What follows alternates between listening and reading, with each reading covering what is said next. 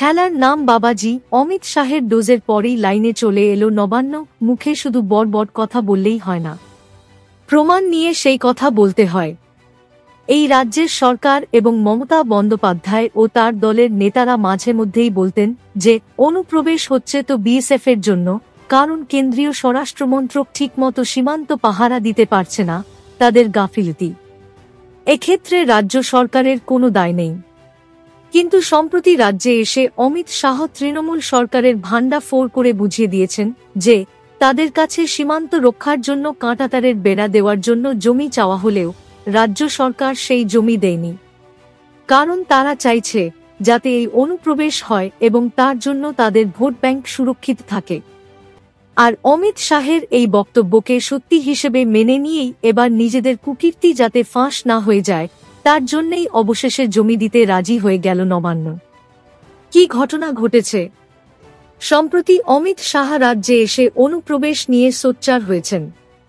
তিনি বলেছেন যে এই রাজ্যের সরকারের কাছে কাঁটাতারের বেড়া দেওয়ার জন্য জমি চাওয়া হয়েছিল, কিন্তু তারা সেই জমি দেয়নি, কারণ তারা অনুপ্রবেশ চায় এবং তাদের ভোট ব্যাংকের জন্য এই অনুপ্রবেশ যাতে হয় সেটা তাদের উদ্দেশ্য।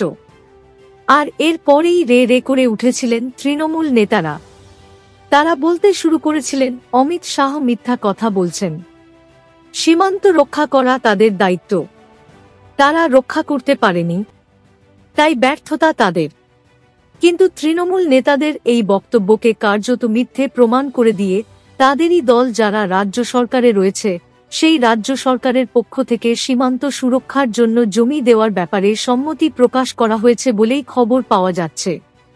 আর অমিত শাহের ধমকের পরেই রাজ্য সরকার সীমান্তের সুরক্ষার জন্য কাঁটাতারের বেড়া দেওয়ার জন্য জমি দেওয়ার ব্যাপারে সম্মতি প্রকাশ করার পরেই পাল্টা কটাক্ষ শুরু করেছে বিজেপি। তাদের দাবি, তৃণমূল নেতাদের কি মিথ্যে কথা বলতে বিন্দুমাত্র লজ্জা করে না?